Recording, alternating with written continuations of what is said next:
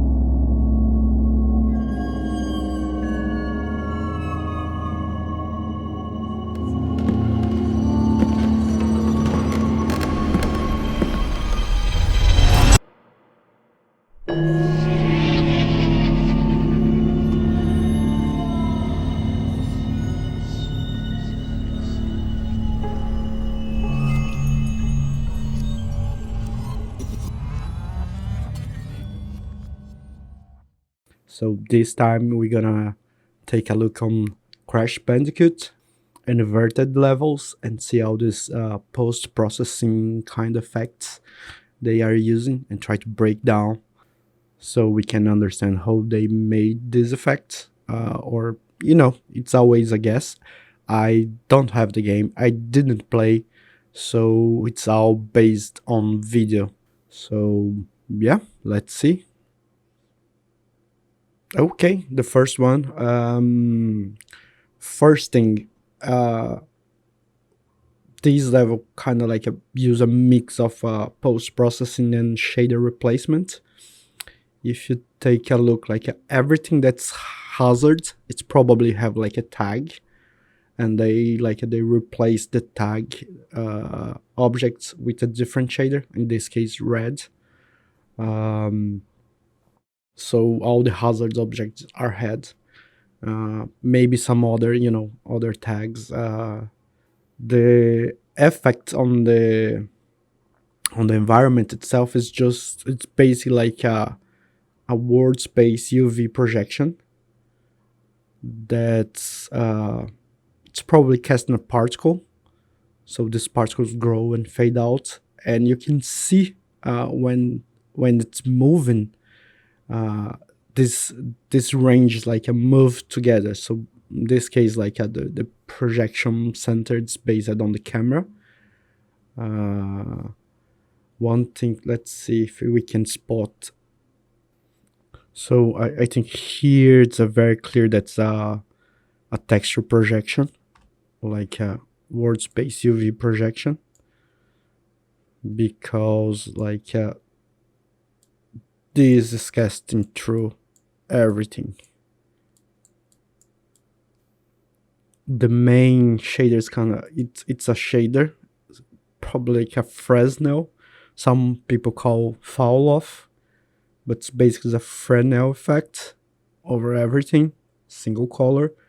And then we have like this particle render to texture, basically like how it's worked. Like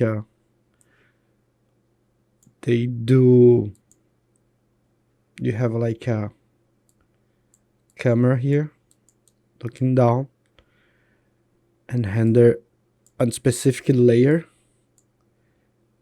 to render to texture, define size, render to texture, and then cast on the shader. So it's very simple. This one's very simple. There's no much to say about this.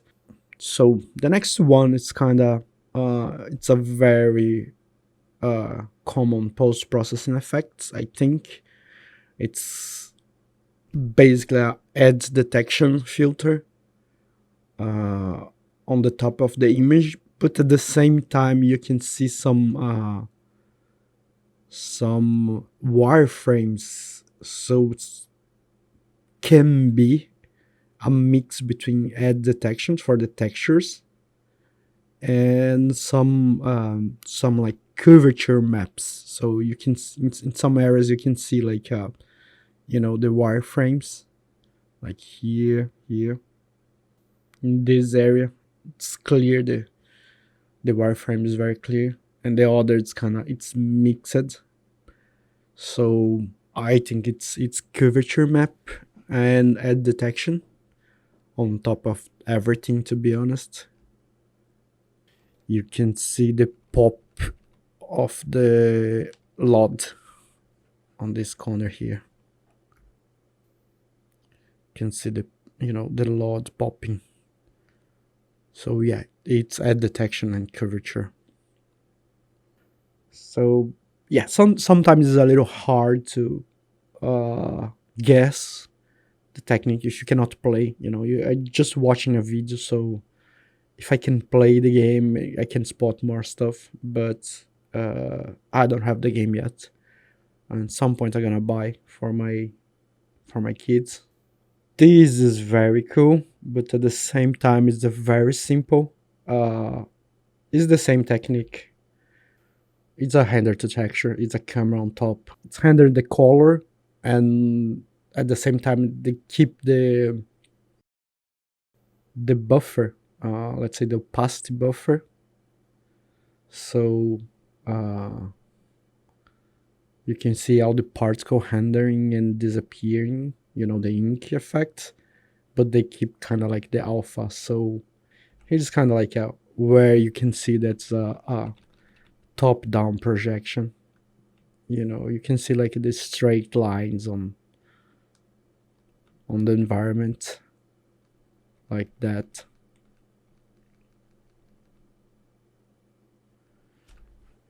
This is very clear, like it's top-down projection of the textures, and hope basically it's done. Like we have like a post-processing effect that get the entire image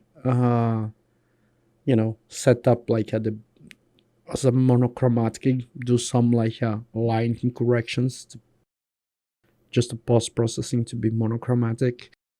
And the other one is the normal render, is the raw render, and then you use this particle rendered on the camera to mask both images, so you have this effect. I think it's like on the shader course that will be available soon. More further, I gonna tackle more like the post-processing effect, so it will be very cool to get all this crash post-processing and replicate. So it will be very interesting to replicate these effects on the shader course for the post-processing part. So yeah, I gonna keep track on this, and we can do a lot more in depth and how to do this stuff. Okay, this one is a post-processing effect, overall post-processing effect. Remove the saturation. It's very clear, like you kind of like a remapping the colors of the image in a gradient scale. So it's kind of like a posterize. You get the entire range from 0 to 255, and do a gradient map for this. One thing, it's kind of like I watched the gameplay, normal gameplay, to see the colors and then kind of compare, but it's a little hard to keep track on everything. Yeah, post processing, the saturation, add like a screen space effect to get this old move, old film graying and scratches on the screen. A little of extra bloom to make make the image fuzzy. This is cool. This is kind of like a comic books effect. You get the image, do the processing. It's kind of like a turn in oil painting stuff. I think I'm not sure, but I think the name, it's kind of Sobel calculation. The way you shift the images and turn this in kind of like a watercolor oil paint effect. This like this halftone mapping is just kind of like getting the image brightness and feed to the dots size, so you get this effect. It's not hard. At the same time, they look like they have like an edge detection filter. Yep, it's edge detection here. You can see on the stuffs. It's kind of looks like post-processing. Yeah, it's a post-process. It's not like a by mesh, because you can see some areas that it's completely missing. It's probably doing like a normal reconstruction over the depth. Probably. Very clear, it's edge detection. I think the path they do, it's a big texture covering all the environment, all the level, with like a mask. Right. Yeah. I think I spotted. It's kind of like yeah. This is more difficult to do. To be honest, it's not more difficult. It's a lot more stuff is doing this. So the first thing, it's you do the color pass, the let's call the albedo pass. You do the like at the edge detection, and I think all this the albedo pass, you kind of like a process, kind of like the same way you process like the oil painting effect. So the image will be less defined, and then you apply like a mask using like a depth normal reconstructions for UVs, and you pass this like pencil effect to mask the pure white and the colors of the texture processes. I don't know if the texture, like the pencil projection, it's from the depth to normal UVs, or if it's just like a board space projection. Yeah, should be normal. Should be UVs from the normals. Because like here looks like top down. Or can be just a triplanar. Yeah, can be just a triplanar. Okay, this to me it's pure color correction.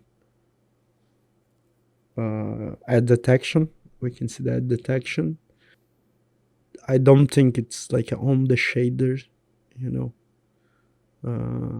it's not like a normal outline, so should be a detection by the depth or curvature. I don't see the curvature here, so it can be just by the depth normal. And like you do a color correction to look like cartoon. And you can like remap the colors. You can get colors and do hue saturation shifting. I really need to play and record the both with the effects, without the effects, and do like a comparison. And when you play, like you can move around and see little stuffs that you cannot see on a video because you don't have the control. Okay, this, I don't know if it's a level or just an effect.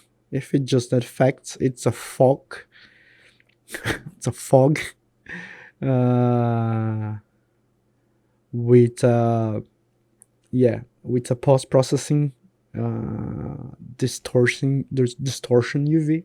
It's basically like you grab the screen space UV and add another, let's say, a noise that's on additive mode on that UV, so they're gonna distort this way. The value need to be very low to, but basically it's this. It's a very simple thing. Uh, yeah, just fog and color correction and UV distortion on the screen space image. Okay, the distortion looks like it's multiplied by the depth. Things on foregrounds looks like more have more distortion than the background. So this way you kind of like build like a depth on the distortions and not be like a a 2D image like distorting. So it's kind of like it's the UV plus the noise distortion multiply. The noise distortion is multiplied by the depth or masked by the depth, and then apply on the UV. Yeah, really cool. Okay, this the hetero hetero filter. God. Yeah, same thing. It's kind of like a get the image, the color RGB, multiply by 4, divide by 3, and you get like you get the map range of the colors. I don't remember the calculation exactly, but it's something like this. You multiply the color value and then you divide, and you get like this just resample. Like you get like a 256 color value for channel and reduce to kind of to 256 for all the channels. The pixel effects is kind of like if they are smart, like they set up the resolution to render the game in low resolution, but at the same time you can just like pixelate the image through post processing. It's depends how you're gonna do and manage. These looks like they are running in low resolution without anti-aliasing. This is kind of effects like looks like no anti-aliasing and low resolution level, but I can be wrong. Yes, I think this concludes this technical breakdown analysis. I know I didn't get so much on deep because it's just to have like an overall idea. It's hard to kind of like be very precise on everything that's like they did this way, but can be done different. Hope you guys like it. So, follow me on Coffee, share, comment, give some feedbacks, pay me a coffee if you want. If not, it's okay. I need to kind of like say thank you for Juliano Castro and the amazing guys of the Amplify creators. They are supporting this project, this experiment. So really, really thank you for Juliano Castro and Amplify creators. Thank you for watching. See you soon.